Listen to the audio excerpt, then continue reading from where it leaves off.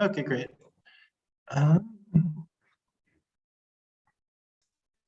Give me a second. Get organized.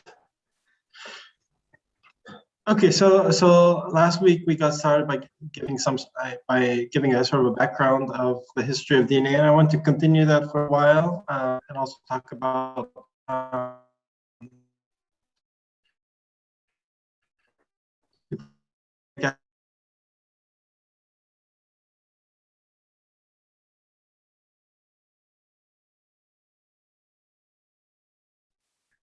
and just a second. Okay, so this is some information, some writing by Crick from 1958 in his book on protein synthesis. And so this presents his doctrine of the triad. And this is, the very early age of nucleic acid, the understanding of DNA and RNA as involved in the transmission of information from cell to protein and from cell to cell. And so what it says is that once information has gotten to a protein, it can't go out again. Information here means that the sequence of the amino acids or other sequences related to it. And so then he presents what is now basically a draft of the central dogma of molecular biology, which is that you have DNA, which stores information, and you have RNA, which also stores information, and then you have protein. And so information flows between DNA and RNA and back, and it also flows to protein, but it does not flow back from protein to RNA or from protein to DNA. So there's nothing intrinsic about information that should prevent this from happening. So there's no, the exact same information in the protein protein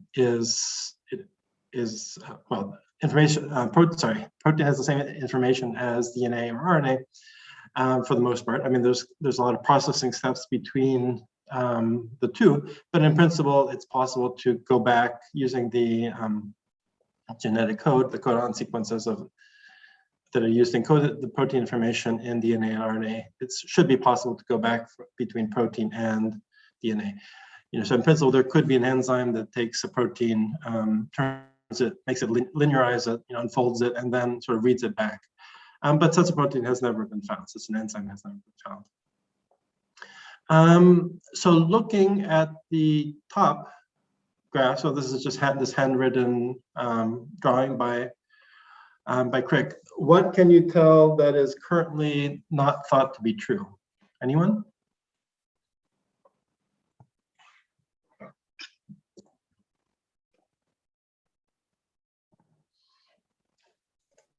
I think RNA is not able to replicate itself, is it? It is. And so I'll come back to that briefly in a minute. Anything else? Or DNA right to protein doesn't work. Right. So that is the main. How about the dotted line? Is that possible? Not naturally. Anybody else? Do we have any molecular biologists?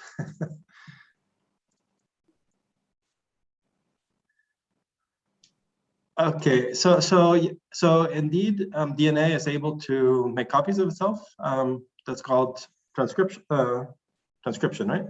And then, and so that's what DNA polymerases do. So DNA polymerases. So when a cell divides, you make copies of the DNA, and so that clearly the first circle is possible. So DNA making other DNA. So it's the standard DNA polymerases do that.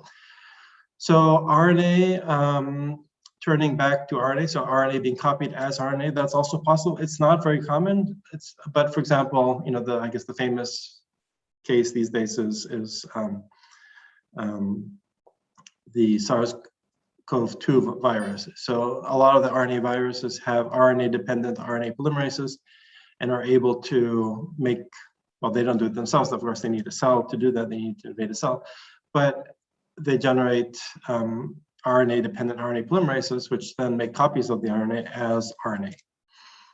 So again, this is clearly a natural process, and many RNA viruses need to do this in order to survive, but it's certainly a natural process. So DNA to RNA is also obviously natural. So that's the normal, so probably the most common, well, yeah, so that's the most polymerases do that, right? Or at least the most active polymerases do that because, for a cell to live, it needs a constant flow of information from DNA to protein, and that's always, well, for the most part, it's always mediated through, except for RNA viruses, it's through RNA. So whenever you're hungry or whatever like that, your brain expresses some hunger-related genes, and that leads to a copying of DNA to RNA and then RNA to protein. That protein then has some metabolic consequences that makes you do something about being hungry, things like that. So essentially, there's a constant movement of information from DNA to RNA and from RNA to protein. So at any given time, cells have on the order of 10,000 RNA molecules that are being created, messenger RNA molecules are being created in order to create the proteins that the cell needs to adapt to its current environment at that second. So the reverse from RNA to DNA is also possible. These are called reverse transcriptases. And so this is also, they do exist. And then, of course, the process of copying information from RNA to protein, these are done by ribosomes. So that's also sort of a totally natural process. So then, of course, you mentioned the copying of DNA directly to protein. That seems like it should be allowed. Do you have any idea of why you would expect it not to happen? I mean, what prevents it from happening? From protein to RNA, you mean?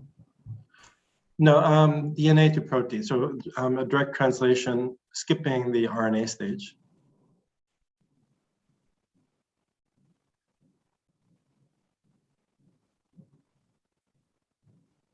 Anyone? Well, one big reason is that they are in the two different places. Well, the protein is, yes. That's a fair point. But there are organisms that don't have a nucleus, for example, right? So then, like non-eukaryotic, like prokaryotes, I think don't have nucleus for the most part.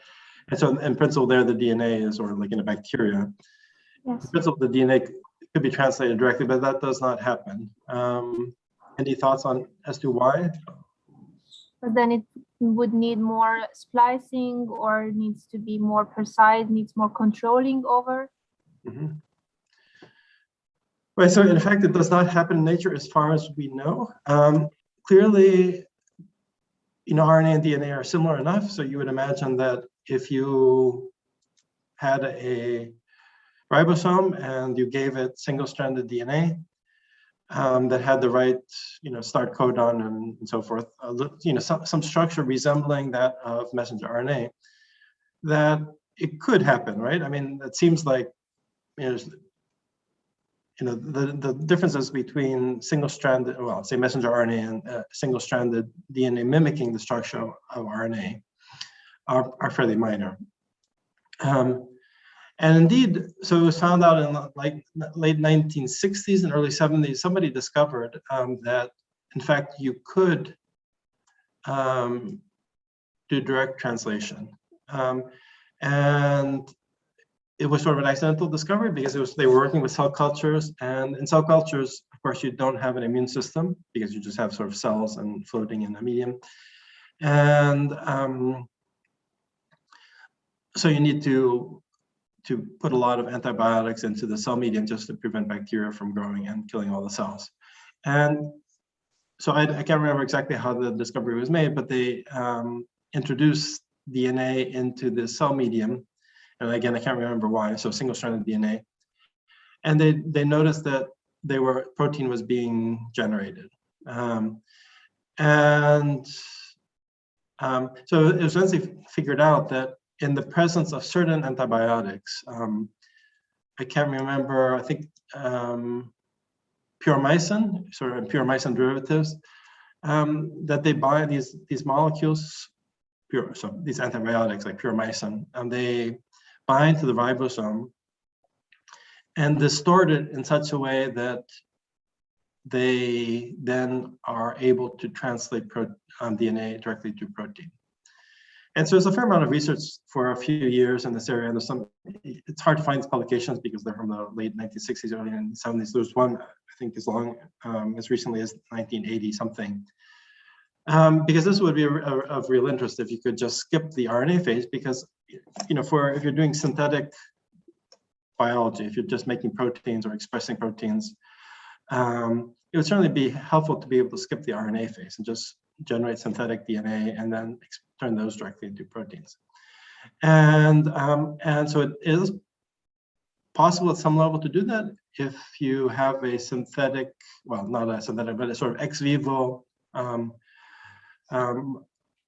ribosome system, and you give it puromycin and single-stranded DNA, and that single-stranded DNA has the the start codon and so forth, and the proper code for turning into protein.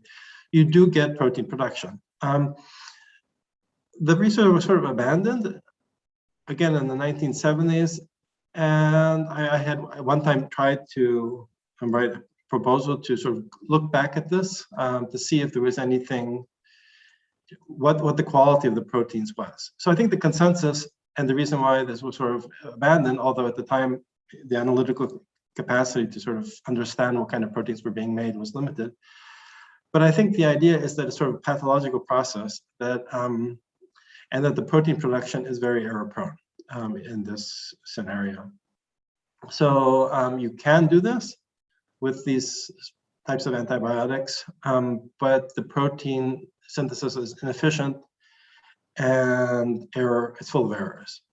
So anyway, but I think that it's probably possible that in the future somebody will come up with a method to do this, just because in principle everything is there. You just have to sort of fool the ribosome into doing something that it doesn't want to do. And of course, the reason it presumably doesn't want to do it is because it's, maybe it's dangerous for it to be able to directly translate DNA. Because if DNA were present from a virus, for example, there are DNA viruses, for example, and then maybe they would just be translated, and that would be presumably bad. And of course, it could just be an accident that they've just evolved to be very sensitive to the particular structure of RNA. Anyway, so let me go. So in principle, it is possible, but right now it's only in sort of pathological conditions. Presumably, the reason these antibiotics are antibiotics, like puromycin, is because they do this. So these are antibiotics, and that means that they're directed against bacteria. Bacteria don't have cell membranes. Don't have nucleus, as far as I know. And so one possibility is that by modifying the translation machinery of the cell, it prevents maybe it leads to translation of DNA, which is error prone and therefore causes problems. Or maybe these modifications then make the normal translation of RNA to protein less efficient as well. So somehow it seems to be related, this direct translation of DNA to protein and the antibiotic properties of these molecules. Okay, let me go on. So now this has been sort of formalized into this scheme. So the general normal thing happening in most cells, both eukaryotic and prokaryotic, is you get DNA replication, you have transcription to RNA. You can in special cases, again in RNA viruses, have RNA be copied to RNA. But there is no arrow from DNA to protein, so that was not considered a sufficiently normal mechanism to translate DNA directly into protein, and of course the quality of the protein was suspect. So anyway, this is sort of the current consensus as to what is natural. And again, so the arrow back does not exist, although theoretically one can imagine that in some somewhere in nature there is a possibility that could happen. Okay, so let me talk a little bit before moving on to the structure of nucleic acid, talk about replication, transcription, and translation. So replication is our DNA making a copy of itself, and this is, of course, happens all the time, and a lot of the polymerases do this. And there's different kinds of DNA polymerases, and they do different functions. So in eukaryotic cells, you have different polymerases for different purposes. For example, you have DNA polymerase 1 and DNA polymerase 3, and they do different things depending on whether they're on the leading strand or on the parental on the lagging strand. So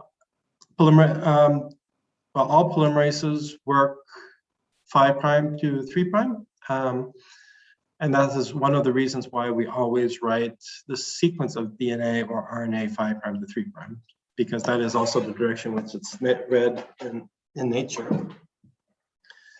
So then transcription is the DNA being made into RNA, and I'll talk a little bit in a second about polymerases in more detail, both sort of DNA and RNA polymerases.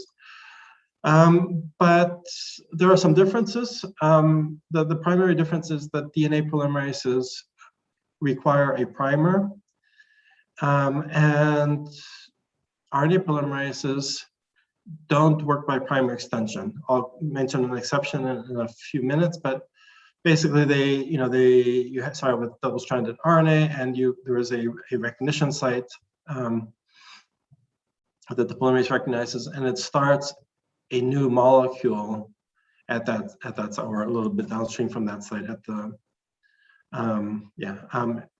and then it generates a independent molecule. Whereas the case of the DNA polymerase, it extends an existing molecule, typically at like an RNA or a primer, or a DNA primer.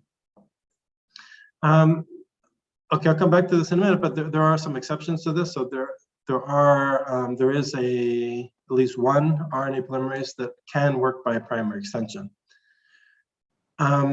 And then the third step is translation, where the RNA is being translated into the protein. So then this is a new language, instead of sort of using base pairing to decide, the order of synthesis of these.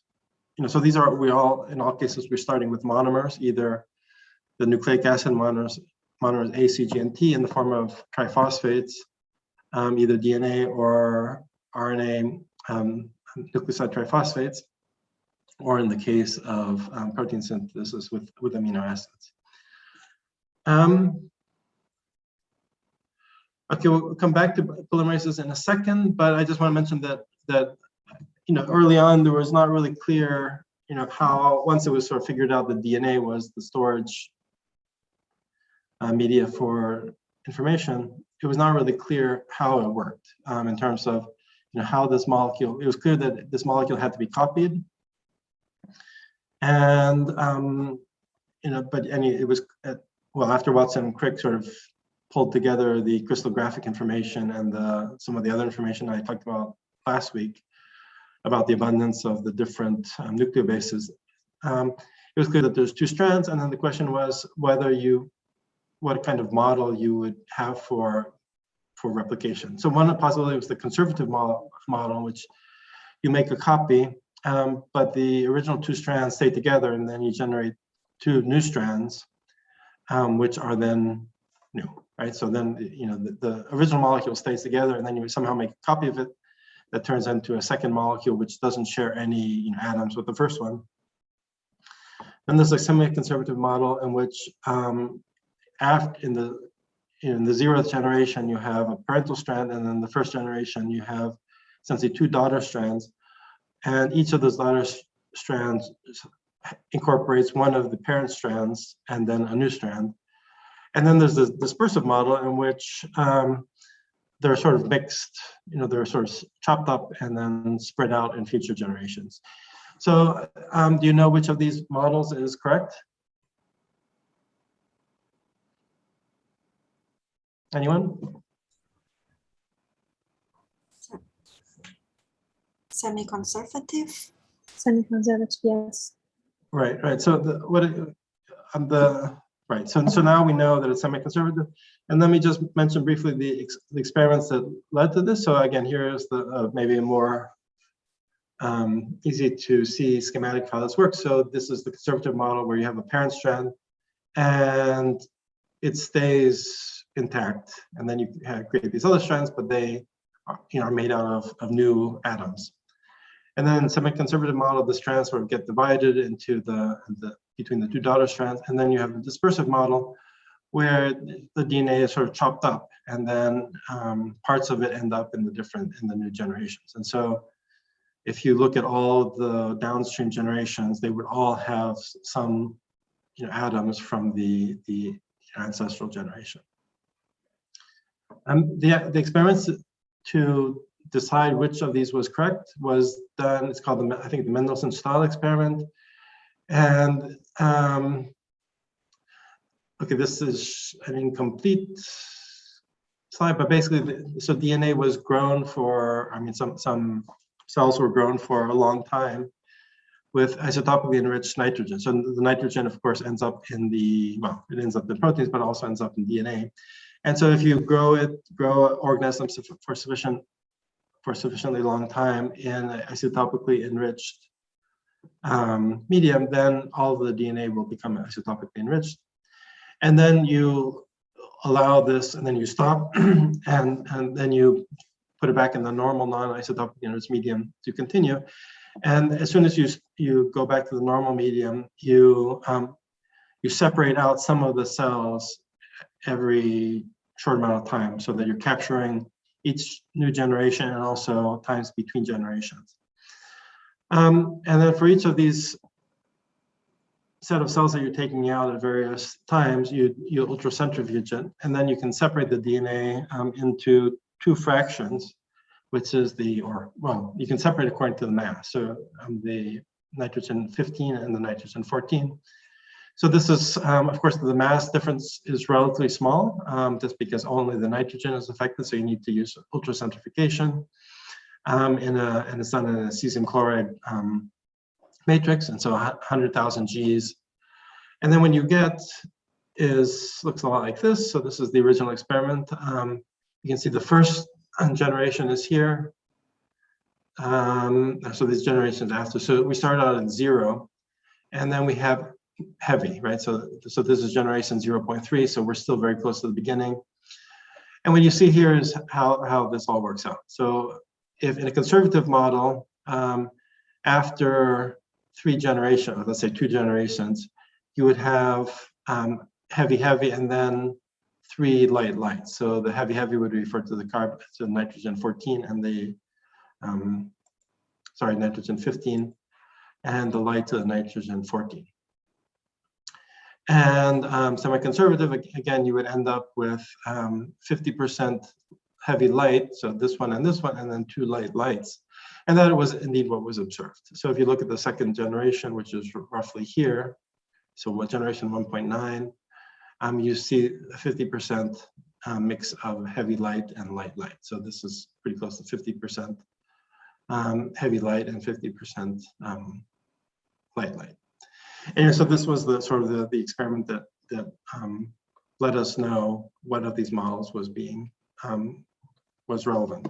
And now we have a molecular level understanding of how that works. So we know how polymerases work. We know that they make a copy of each strand-wise, and that the daughter, at least in DNA, the daughter DNA strand stays with the parent, its template, and then the other strand gets a new daughter cell, which is then complementary to that other strand. So so that is what we now know. And so then, in the same period, so the 1950s and the early 1960s were the period where most of this was figured out. So at that time, Arthur Kornberg, he discovered the DNA polymerase. And a few years later, the RNA polymerases were also discovered.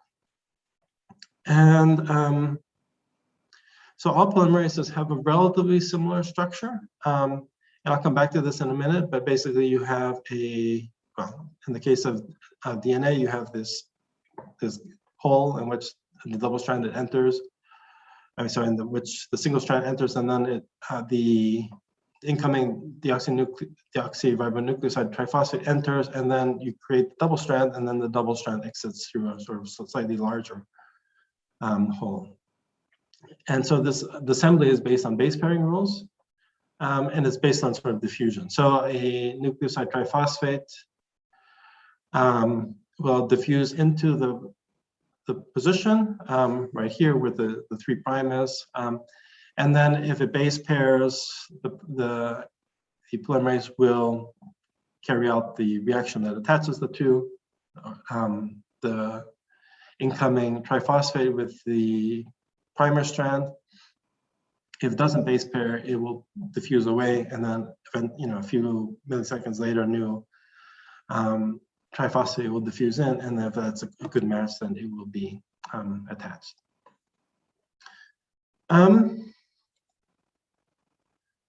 Again, so in DNA, the process is relatively complicated because in this semi-conservative model, we have these two strands. So we start with double-stranded DNA. There are proteins that separate them.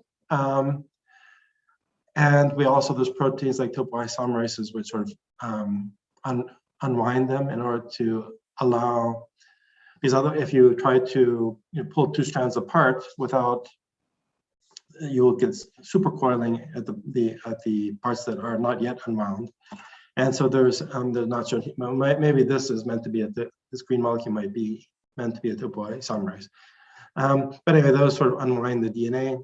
And then you have a lot of accessory proteins that hold the DNA, essentially destabilize the double helix to allow it to form this replication fork. And then you have polymerases on both sides and RNA primers on both sides. And because synthesis is always 5' to 3', you have on one side, it's easy because the polymerase just moves from the 5' side to 3' side. On the other side, it's more difficult because as the DNA unwinds, you only have a small amount of space in which to do the synthesis, the polymerization. And so then you have a primer, there's a short amount of polymerization, and then it has to stop when it bumps into the other primer. And then the polymerase has to sort of go back and try again at the next primer. And then there's other proteins that then sort of fill in the gaps, remove the RNA primers, and sort of turn everything into DNA. So it's a very complicated process in vivo. In vitro, we have sort of figured out ways to simplify things with a variety of means. So it is possible to simplify the scheme. But anyway, I don't want to talk too much about that. I would like to talk about, I guess, what differences you see between, or what you would expect between DNA polymerases and RNA polymerases. Does anybody have a sense of the difference between them?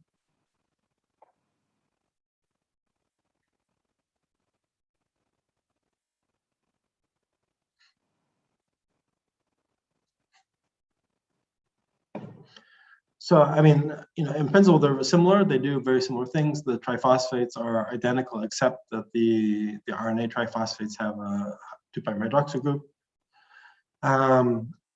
But based on the function of DNA versus the function of RNA, what differences would you expect to see in the polymerase itself? Well, the DNA polymerase, it's producing the double-stranded, and then the RNA polymers produce a single-stranded. That's, I think, that's the main. That's a functional base. Yeah. Both polymerases produce single-stranded. In the case of so each individual polymerase is only using one strand, right? So in that sense, they're doing the same thing, right? What else can you think about in terms of I don't know, efficiency, fidelity, things like that?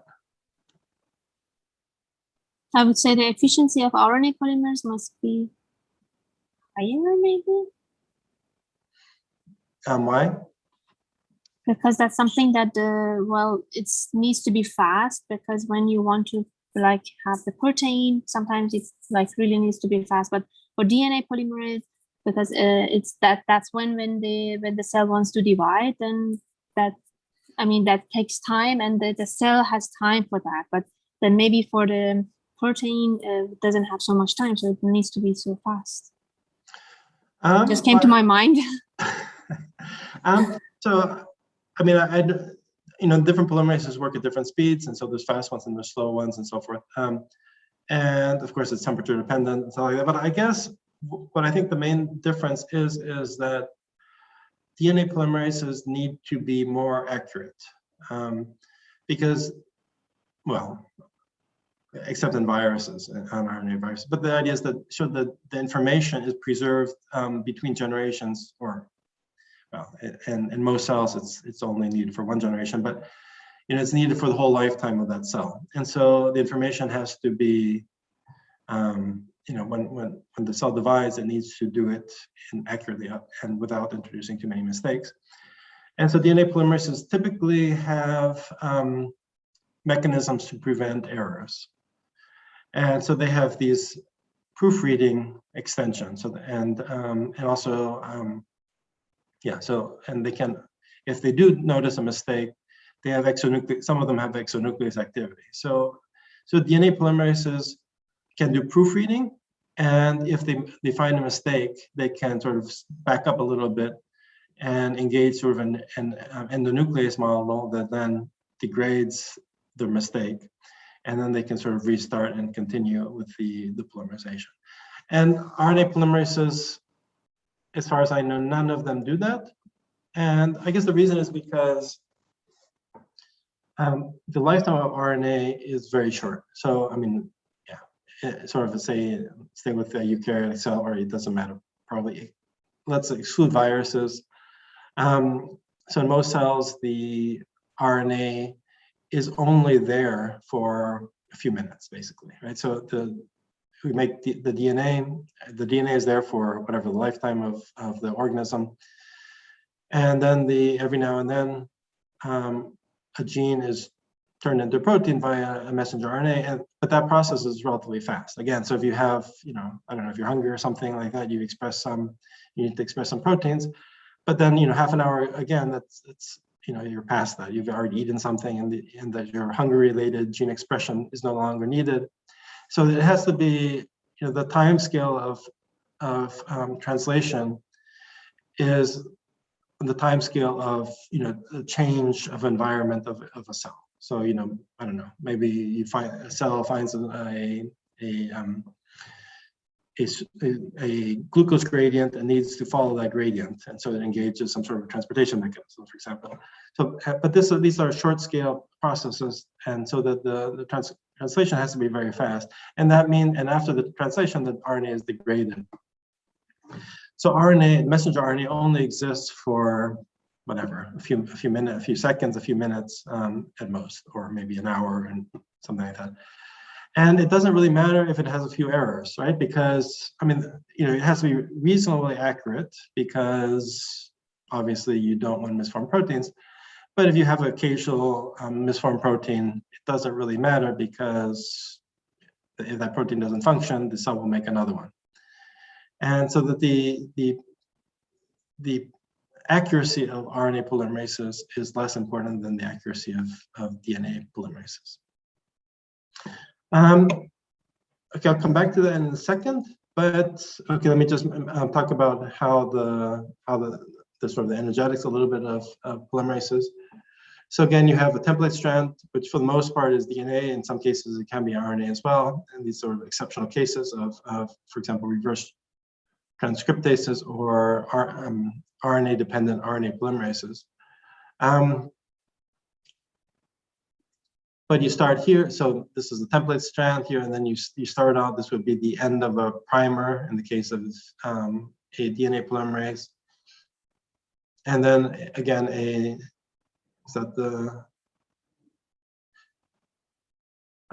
we're here, the primer strand is up here.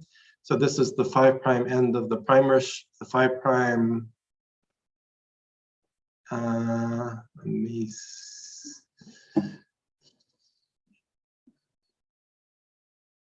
anyway, so then the new nucleoside triphosphate diffuses in, and then there's a sort of reaction involving the triphosphate. And so the triphosphate itself provides the energy to carry out the reaction. So this is by releasing this pyrophosphate, and that provides enough energy to do this sort of, to join the join the primer and the nucleoside triphosphate. Anyway, so but both DNA and RNA polymerases use nucleotide triphosphates, either DNA or RNA nucleotide triphosphates, so either with or without a sugar at the 2' hydroxyl group. So they work the same, and these are examples. Well, these are the DNA triphosphates, and the RNA ones are identical, except that there's also an additional 2' hydroxyl here, and here. But anyway, what I wanted to talk about in slightly more detail is sort of in the context of the differences between DNA and RNA polymerases, some of the evolutionary history of these two polymerases, just briefly. So there's the hypothesis is that in early life, RNA was the carrier of information. So this is sort of the RNA world hypothesis and there's a lot of evidence for this. It's not conclusive, but I think the consensus is that in early life, there was no DNA, and that RNA had to do a lot of stuff. It carried information, but it also had to do a lot of catalytic activities. And anyway, so early on in life, there were no DNA polymerases, and there were only RNA polymerases, and that therefore DNA polymerases evolved from RNA polymerases. And so there's this interesting work in 2012 in Proceedings of the National Academy of Science about in which they were able to essentially reverse evolution and take a RNA,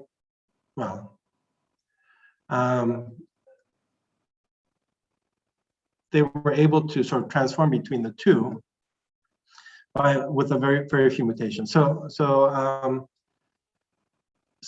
they showed what essentially amino acids are different between DNA and RNA polymerases and the function of those amino acids. So the main differences that they found were that the DNA polymerases have a section here. I'm not sure where it is. I think it's I'm not sure which one this is. I think it's probably here, the second gain mutation. I'm not 100% sure. Anyway, so there's two mechanisms that RNA polymerases have evolved to exclude DNA, and the other way around. And so one of them is uracil exclusion. So the DNA polymerases have evolved to reject uracil bases, right? So if you look at in the nucleus, there's both processes are happening. You're making RNA and you're making DNA in the nucleus. But you're making a lot more RNA in the nucleus than you're making DNA, because DNA synthesis only happens when a cell is dividing for the most part.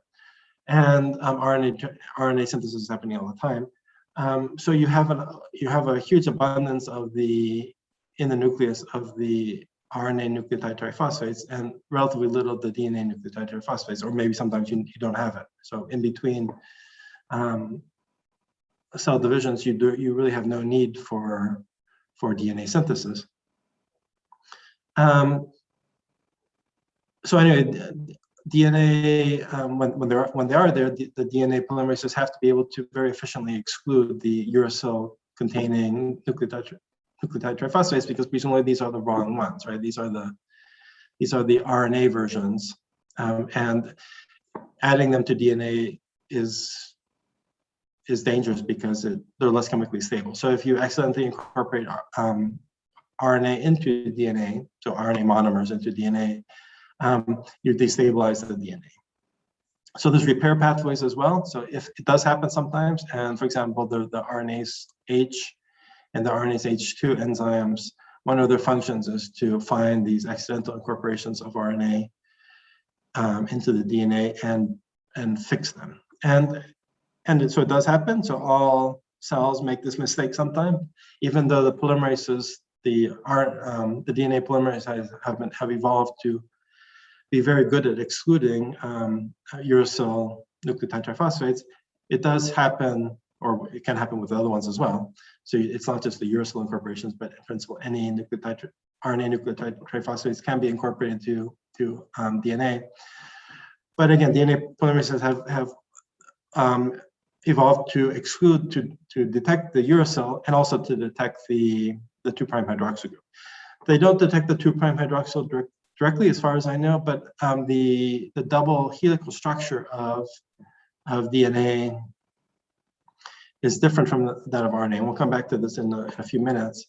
But the idea is that the polymerase detects the helical difference between DNA and RNA inside the polymerase, and aborts the process if it detects the helical structure of the RNA in the DNA context. So if it accidentally incorporates the RNA nucleotide triphosphate, then it locally shifts the structure of the helix inside while it's still inside the polymerase, and that essentially triggers a failure mechanism of the polymerase.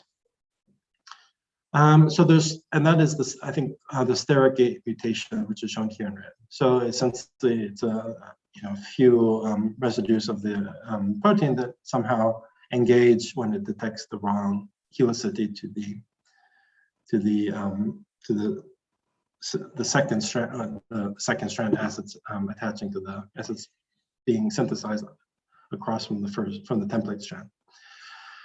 Anyway, so I guess one of the interesting things is they were able to mutate this DNA polymerase to make it work with RNA. So essentially, by removing some of these evolutionary mechanisms to prevent RNA synthesis by DNA polymerase, they were able to create a DNA polymerase that works a lot like, it works also as the RNA polymerase and also as a sort of a generic polymerase. So they essentially, what they end up with was this TGK polymerase. And so the TGK polymerase is I guess you would call it a DNA polymerase because it works by primer extension. So it needs a primer, but it will accept DNA nucleotide triphosphates, RNA nucleotide triphosphates, and many other nucleotide triphosphates. So, synthetic versions as well. So engineered nucleotide triphosphates. So I'll talk about in a few weeks modifications that have been made to the nucleotides, for example, changes in sugar or alternative bases. Anyway, so this polymerase is able to accept some of these engineered nucleobases as well. So it's sort of like something like a generic polymerase that doesn't really care about the identity of the triphosphates that it's using. Interestingly enough, so I mentioned before that RNA polymerases work by, DNA polymerases work by primer extension, and they actively exclude RNA nucleotide triphosphates and vice versa. And RNA polymerases don't work by primer extension, so they don't extend primers. They just start a new molecule, so they don't extend an existing one, with the primer in this case, but they just start a new RNA molecule from scratch. It turns out that that's not 100% true, that there is a bacterial RNA polymerase. It's the T7 RNA polymerase, or I guess that's I think it's a viral polymerase. But in any case, that is the one exception that is known. It's a RNA polymerase that is able to extend a RNA primer as RNA. So if you take using a DNA template, so you can take a DNA template strand, hybridize it with a RNA or RNA-like primer, so RNA or something that's structurally similar to RNA, like 2' methyl RNA, and then this T7 RNA polymerase will extend it as RNA. So this is both the T Rna polymerase and this TGK polymerase are sort of indications that both of these polymerases, both DNA and RNA polymerases, are similar to each other. I mean, are quite similar to each other. And what separates them are just a few, residues that prevent, that try to specialize them towards RNA or to DNA, but in certain species, maybe those mechanisms are not important and they're not conserved, or they have evolved to be more generalist, or just accidentally. Okay, so let me move on to just speak briefly about translation, and then we'll move into the structure and a little bit about the thermodynamics of DNA and RNA. So probably the most famous name in nucleic acid in molecular biology is Rna. So he discussed, and we'll come back to him because he made lots of contributions to molecular biology and also kept the chemistry of nucleic acid synthesis, but we'll come back to that in a couple of weeks. So in 1952, Rna, Nierenberg, and Hawley, they discovered that how the DNA was encoded, how the information was encoded in DNA. And this is what we now know, that there's 3 consecutive nucleotides, and these are then called codons. And there's a specific code, which is universal. To essentially all life forms use the same code. And this determines the sequences of amino acids that's encoded in messenger RNA. So I'll just mention this briefly, I'm sure you know this. So there's these, so we mentioned, I guess, yesterday that if you have 4 letters in your alphabet, so A, C, G, T, or in the case of RNA, A, C, G, U, and you have codons, then you have 64 possible words in your vocabulary. And so these are the 64 words. But because there are more words than there are amino acids that are used in cells, we have some degeneracy of the code. So some of them are used as stop codons or stop codons. And then there's this degeneracy, so multiple amino acids. So there are several codons that encode for the same amino acids. And this is important in biotechnology because some codons work better than others. And the reason for that is complex, and I won't talk about that, but just briefly,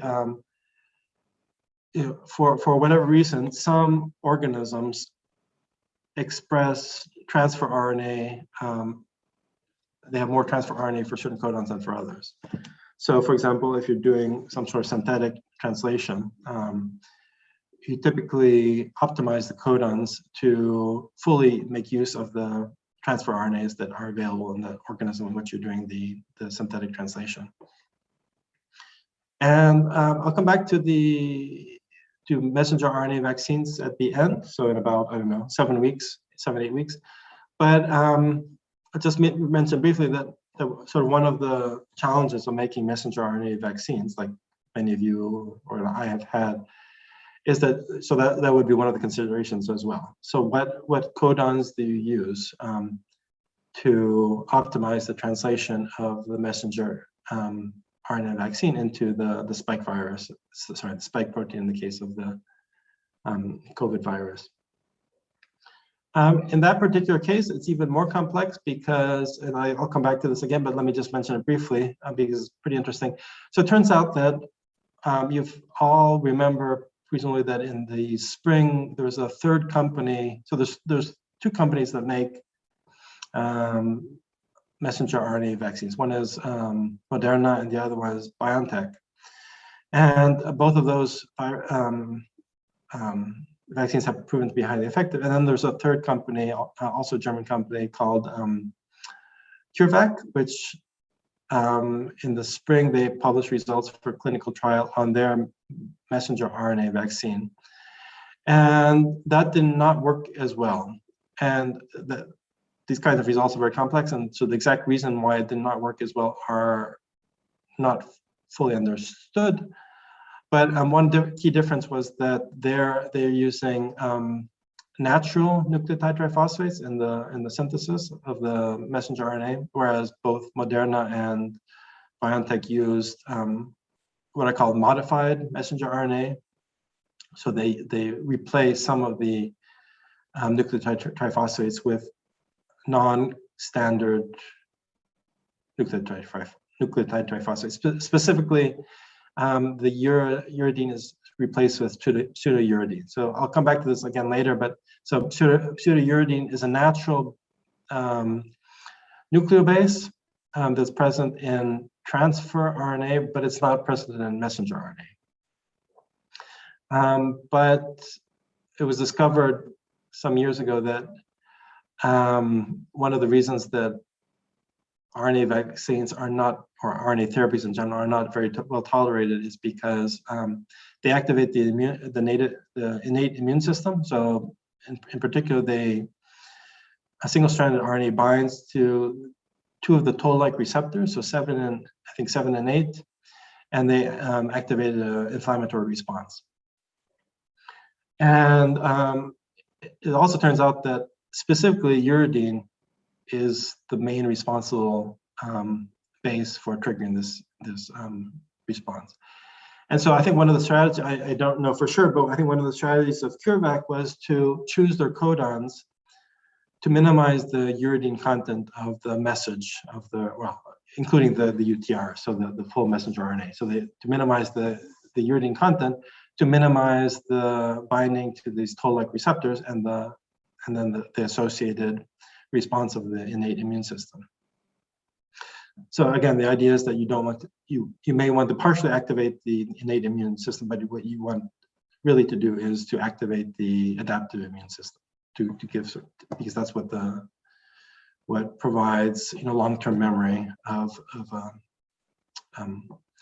long-time protection against the virus.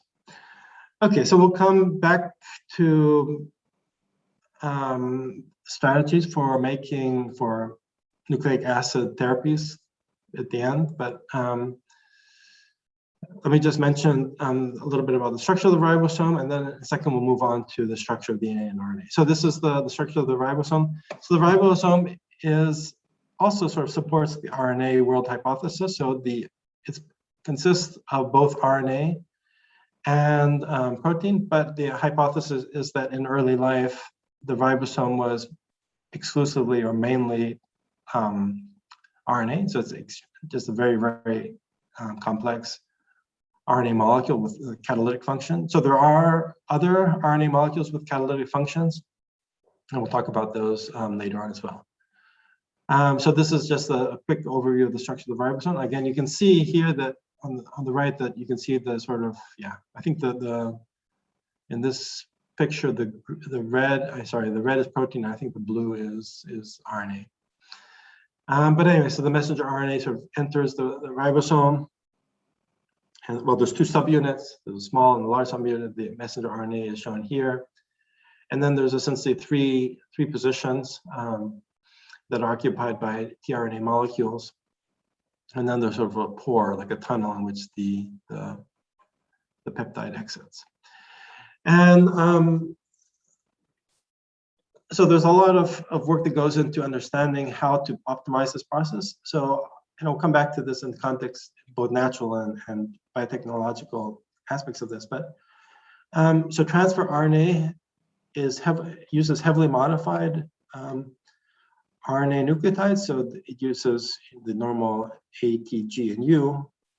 So A, T, A, C, G, and U. But in addition, it uses around 150 alternative structures as well. So these are RNA structures, but they're non-canonical. So by canonical, I mean, so A, C, G, T, and U for RNA, and A, C, G, and T for DNA.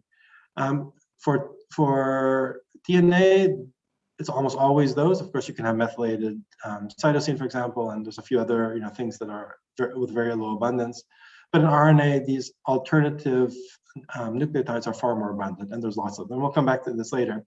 But they play an important role in in the proper functioning of translation. And also, and when this is done synthetically, when you're just trying to, for example, make a RNA therapy, you also need to sort of fine-tune the properties of the RNA. In that case, you can also make use of these either natural or non-natural modifications to the RNA. Okay, so let me switch over to talk about nucleic acid structure. Sort of the nomenclature of the components of DNA and RNA. The picture here on the top, so in yellow, shows the sugar. So this is a pentose sugar, and you can see there's two possibilities. One, it has a 2' ribose or a 2' deoxyribose. So there's a 2' hydroxyl group, a hydroxyl group attached to the 2' carbon. So the naming convention is, as you can see here, so this is the glycosidic bond starts at the 1' carbon, then it's the 2' carbon, the 3' carbon, the 4' carbon, and the 5' carbon. And so the directionality of the DNA comes from from these 3' and the 5' carbons. So that's because the chain grows from those sides. So the 2', we use that mainly when referring to the presence or absence of the 2' hydroxyl group, or it could be, for example, the 2' O-methyl group is also possible to be present there. And then the 1' carbon is the glycosidic bond to the nucleobase. And the nucleobase, there's two kinds of natural nucleobases. There's the purines and the pyrimidines. So the pyrimidines have a single ring, and there's 3 canonical ones. So cytosine, uracil, and thymine. And then of the purines, there's 2 canonical ones, adenine and guanine. And again, by canonical, it means that most of the time, that's what you would expect there. But as I said just a minute ago, there are on the order of 150 known alternatives to these, and we'll come to those later. So these are lightly or heavily modified sugars that are also found in natural RNA and DNA. In addition to those, and also talk about those, so there are chemically engineered versions of these as well. So you can think of something you would like to change, maybe to increase the thermodynamic stability of DNA or RNA. So maybe you can make changes to the purines, to the bases, or maybe you can make changes to the sugar, and you can also make changes to the backbone. And I'll come back to that. But let me first go over the nomenclature in a little bit more detail. So we refer to this part here, the sugar plus the nucleobase as the nucleoside.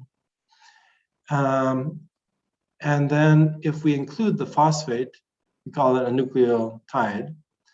So, then, well, in DNA and RNA, we only have the nucleotide monomers of the nucleotide monophosphate. So then if we're referring to DNA and RNA, we can say that's a chain of nucleotides, right? Because it includes the phosphate. So in already synthesized DNA and RNA, we have nucleotides, which excludes the phosphate, and then the nucleotide, which includes it. In the synthesis of DNA and RNA, enzymatic synthesis, we also have the stages at which it's a nucleotide triphosphate, for example. And so anyway, so nucleotide triphosphate, diphosphate, monophosphate, and the nucleoside. And then within the nucleoside, we have the sugar, the base, and the bond that's connecting the sugar bases, the glycosidic bond. Okay. So the main difference between, at least the most obvious difference between, well, okay, there's 2 main differences between DNA and RNA. One is the presence of uracil versus thymine in the base, right? And the hypothesis here, again, relates to the need to store information in DNA more reliably than in RNA. So in early life, when RNA was the exclusive storage medium, the idea was that it didn't matter that you could support life if information was not stored super reliably, just because the life, the organisms had a very short lifetimes, so the mutation rate might have been very high, but it was presumably sufficiently low to support life. But to have organisms that are more complex, you need to store information more reliably. And the issue here is that there is a mechanism, so the deamination of cytosine, which you see here on the right, turns cytosine into uracil. So you have this this reaction here, in which it's a hydration reaction, which you lose the amine group, and it turns into oxygen. And then if you storing information in DNA, in RNA, since both cytosine and uracil are naturally present, you would not be able to detect this change, right? So there would be no enzymatic mechanism to say, okay, we found a uracil, this should have been a cytosine. But in DNA you can't, because uracil does not naturally exist. So if an enzyme, a repair enzyme, finds a uracil in a DNA molecule, it has to have, well, there's two possibilities. One is that it was accidentally incorporated during polymerization, because there's an overabundance of RNA nucleoside triphosphates in the nucleus. So that's one possibility. But then it would have a sugar with a 2' hydroxyl group.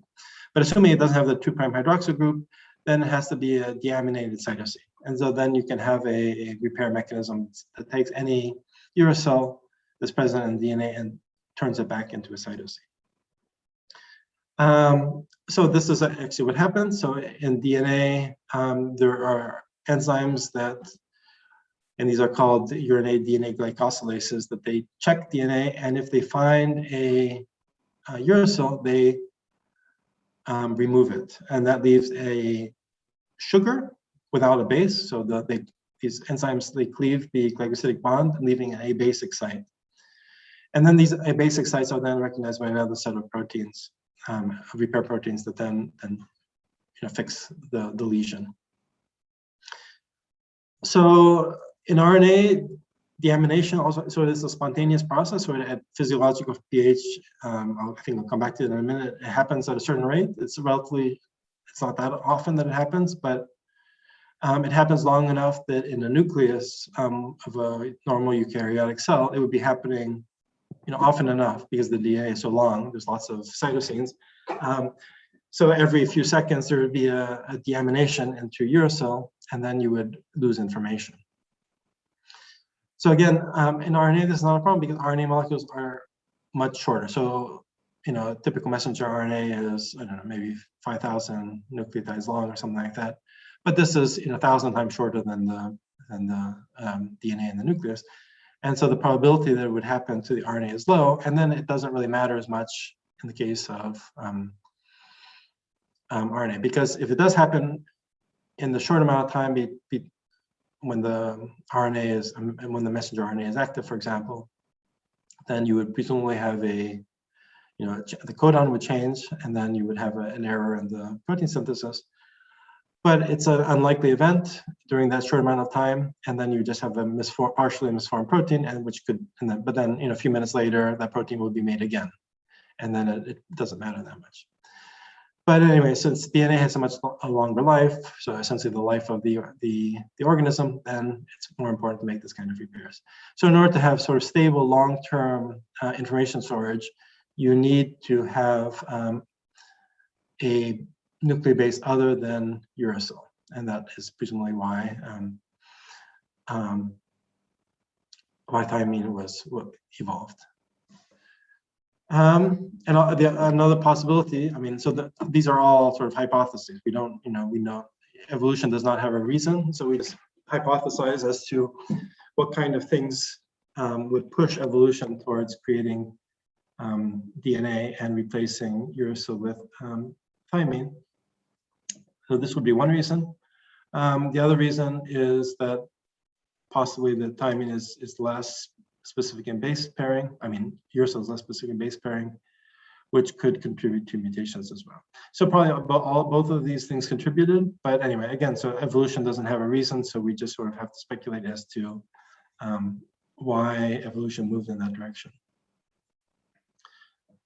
Okay, so chemical differences between DNA and RNA. So again, there's this change in the sugar. The RNA, the ribose, has the 2' hydroxyl group, whereas the DNA has the hydrogen in that position. The presence of that 2' hydroxyl group changes the sugar pucker. So the sugar pucker refers to the specific. So this is not the sugar is not a planar. It sort of, some of the carbons sort of bend up or down. I'll come back to this in a minute. But and that then in turn triggers a conformational shape of the molecule into which each of these sugars is incorporated. And so DNA forms what we call the B-form helix, which is shown here in the middle. And this is sort of the structure we think about when we think about the double helix. We think about the B-form helix, double helix. But RNA does not form that. So RNA forms this A-form helix when it is double-stranded. So RNA is not always double-stranded, but it is often at least partially double-stranded. So messenger RNA does not necessarily need a structure, but often the 5' and 3' UTR have structure. And for example, there are RNA binding proteins that bind to, for example, loops in the UTRs of messenger RNA. And of course, the ribosome has a very complex structure, and that structure is based partially on segments of double-stranded RNA, which would then be in this A-form helix. And also transfer RNA also has a, I guess you're familiar with the structure, but I think I'll show some pictures later on. And so some of transfer RNA is double-stranded, and therefore those double strands would tend to form the A-form helix.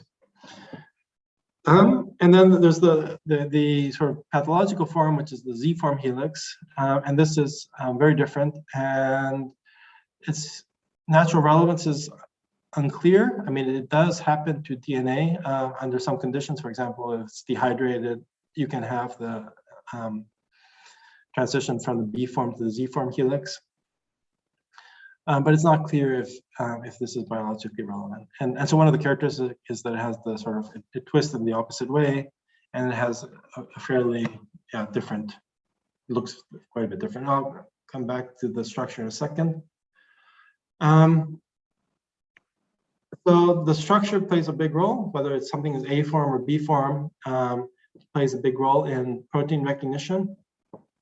So a lot of proteins, maybe most of the proteins that are expressed in the cell bind to DNA or RNA.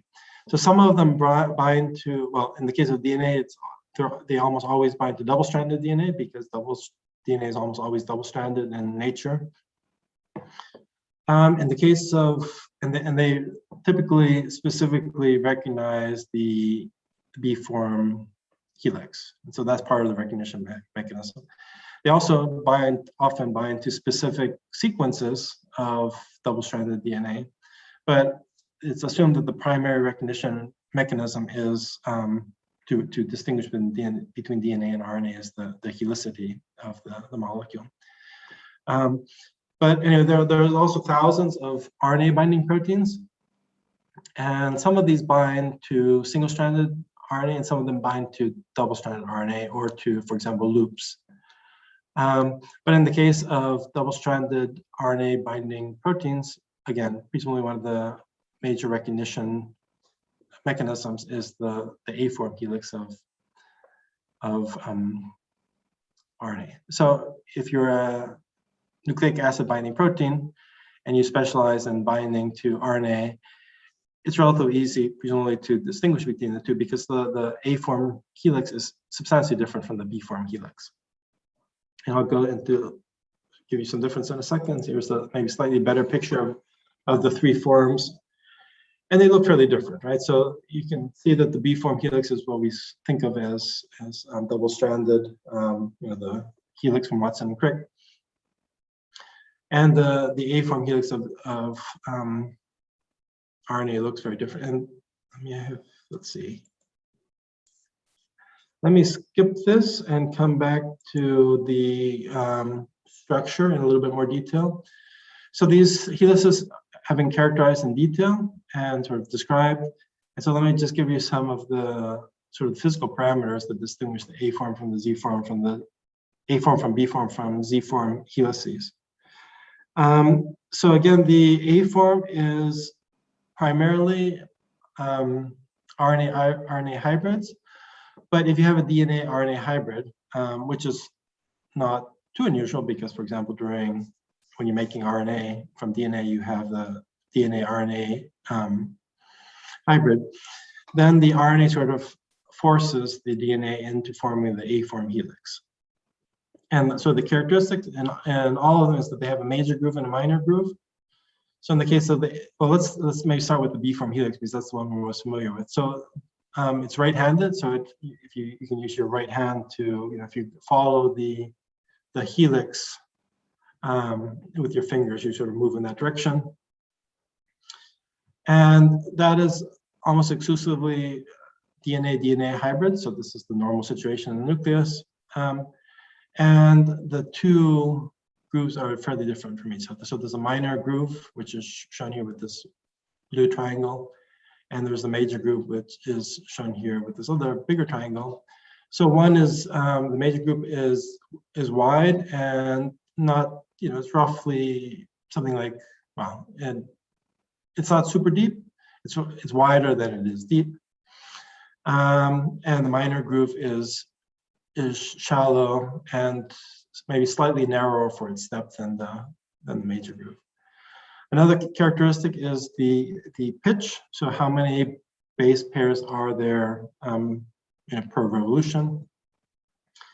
In the case of the B form, it's 10. And there's also a small tilt relative to the axis of the base. So you can see that if you draw an axis to the helix, there's a slight tilt of the bases relative to that axis.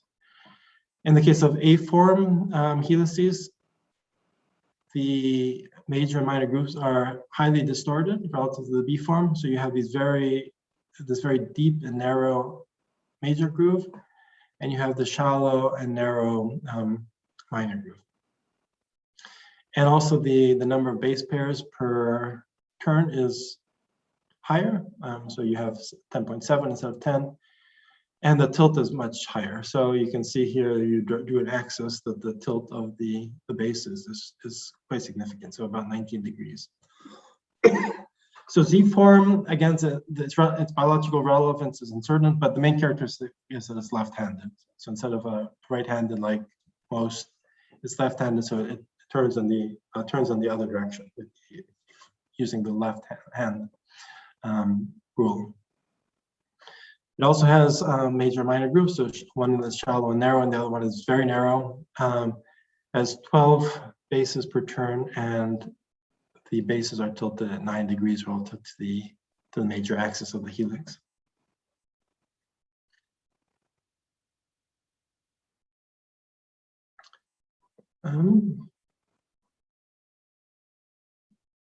Okay, so let me talk about the sort of the higher order structures. So DNA structures are essentially always double-stranded, except when RNA is being synthesized, and then you have this fork. But then there's a higher order structure that's used to package the DNA into the nucleus. So then you need some sort of to organize it in some way, in some neat way, so that it all fits in there. And for this, you have these proteins that organize the DNA, these nucleosome core particles. And these are essentially DNA binding proteins, and they associate with each other and with the DNA to form this sort of higher level structure. Anyway, so I don't want to talk any more about that, but so the DNA is organized first according to bases, and then double helical, and then it's then organized within the nucleus with these protein structures to form more compact, more manageable structures that can fit into the space of the nucleus. There's other known and relevant structures to RNA in addition to the double helix. So the two of those are, well, first let me start with the G quadriplex. So the G quadriplex, there's been a lot of research into that in the last decade or so. It turns out to be very important for a lot of things. And you can see the structure here. There's several variants of G quadruplexes, but these self-organize and are relatively stable in the presence of a positive ion.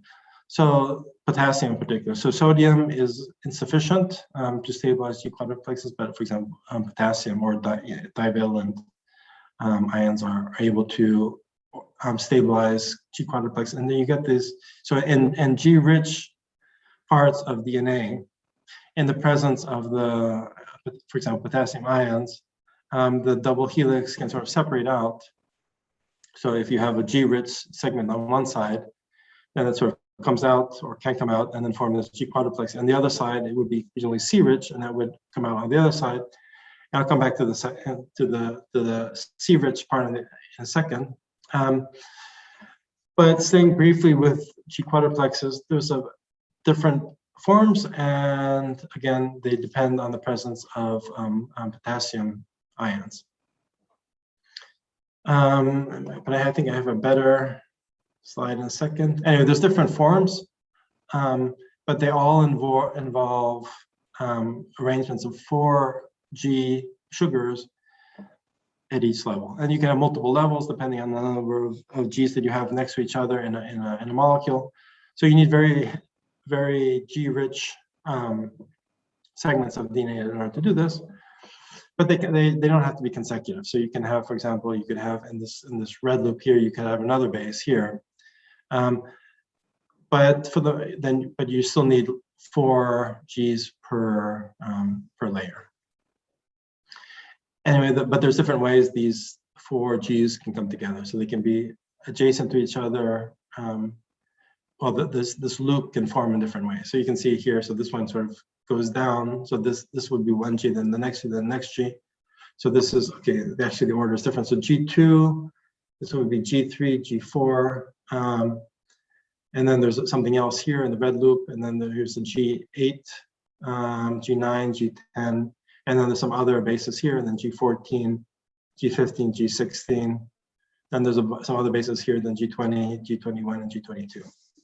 So in the G quadruplex itself, you have only Gs, but in the loops you can have other nucleobases.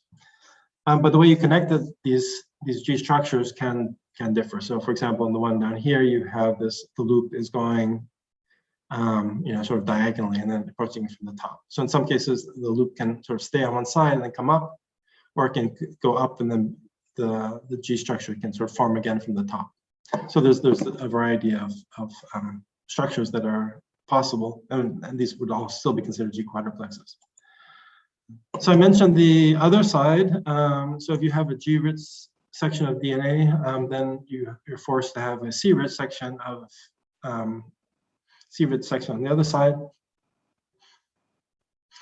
And these, under the right conditions, form what are called I motifs. And I think they're called I motifs because they're more of a linear structure. And since you can't have one without the other, and again, the biological relevance of G quadruplexes is better known, and there's thought to be like enzymes attached to G quadruplexes, and they can form like recognition areas. In the case of in the case of I motifs, it's less clear, but you also get these fairly distinct structures as shown here. So you get these C connections as shown in this schematic here. Okay, I won't talk too much about, I may come back a little bit to G motifs in a while, but I'm not sure. So let me just talk briefly about the 3-dimensional structure of RNA. So again, RNA is single-stranded, but it does form A-form helices, and this is a common structure in more complex RNA molecules, for example, the ribosomes. So this is a structure of the small sub, I think I'm not sure if this is large or the small subunit of a ribosome, and this is the crystal structure of it, or based on the crystal structure. And this is excluding the protein, but just looking at the RNA secondary structure. You can see that there are single-stranded segments, but a lot of it's helical. So these hybridized regions would be then form A-form helices.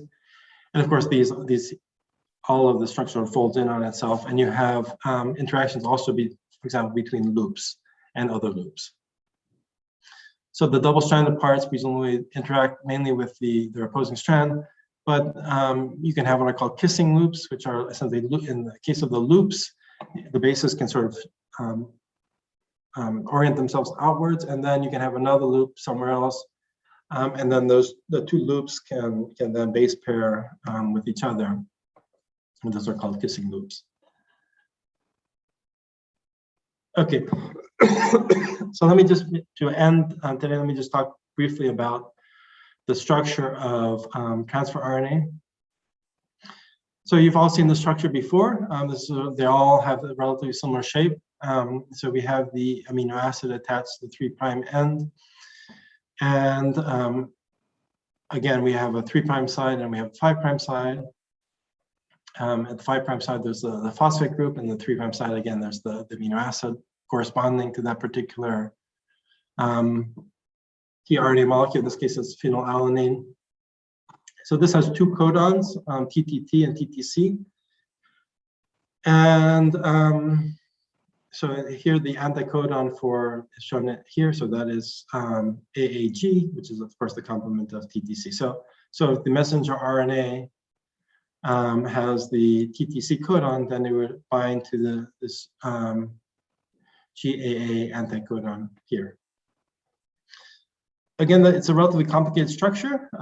So this is the primary structure shown here as a sequence of nucleobases. They're color-coded here. So A is red, C is purple, G is green, and U is yellow or orange. But then you'll notice some empty circles here. And so these are the natural but non-canonical nucleosides that are often present in transfer RNA. So, for example, pseudouridine, but there are many more. And we'll come back to this, but anyway, it's thought that these non-canonical nucleosides fine-tune the structure of the transfer RNA so they better fit in the ribosome and lead to more efficient translation. So here's an example of, and I guess maybe next week we'll do an exercise on Uracil. But this is an example of a modified T Rna nucleoside. So it's modified, but it's natural. And this particular one often or sometimes occupies the wobble position in eukaryotic and bacterial tRNA. So it replaces G in some transfer RNA, so the ones for asparagine, aspartic acid, histidine, and tyrosine. And one interesting thing about it is that we don't synthesize it ourselves. So we have to scavenge it from the bacteria that do synthesize. So it's a necessary one. It's a necessary modification, but we can't make it ourselves. And so it comes from, we absorb it from gut bacteria, which do make it. And so this is an interesting example of essentially an essential tRNA nucleoside, which we ourselves cannot make. Okay, so just to finish here for today, let me just show you this graph of I'll try to find an updated one because this doesn't have that many of them. I think there's more of them that have been discovered. But these are there's a non-comprehensive list of non-canonical nucleosides that that are naturally present in eukaryotes, bacteria, and archaea. So we, as eukaryotes, in addition to A, C, G, and U, have these other nucleosides, and most of these refers to the base modification. So there's a few sugar modifications. For example, let me see if I can find one here. Like 5-methylcytosine would be one. I'm not sure if I can find it here. I guess. Well, there's some. Yeah, I'm not sure. I can't find it offhand. But anyway, so some of these could be sugar modifications, but the vast majority of them are base modifications. So the example I gave you before was Uracil, and I don't know if I can. I think it's Q. The symbol is Q, and I said it was in bacteria, and anyway, does any of you see the Q? There it is. So here's the Q. So this is Uracil. So this is present. That makes sense. So it's made by bacteria and present in bacterial transfer RNA, and it's also present in our own transfer RNA, but it's we absorb it from gut bacteria. And the one that's famous now again is this Psi here. This is well, there's variants of this. There's Psi, which is pseudouridine, and there is another one which is another pseudouridine variant, which is somewhere else here. I can't find it at the moment. I think it's a methylated. It's like a 5' methylated pseudouridine. There's another pseudouridine variant there. Okay, I can't find it at the moment. Anyway, so these are the ones that are used in the modified messenger RNA vaccines. Okay, but I guess that's enough for today. Are there any questions?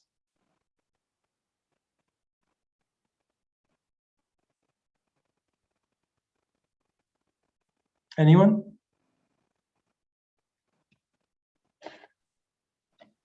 Okay, well, if there are no questions, I will see you all next week. Thank you. Okay, have a nice week. You too. Bye. Bye. Okay, bye. Thank you. Bye.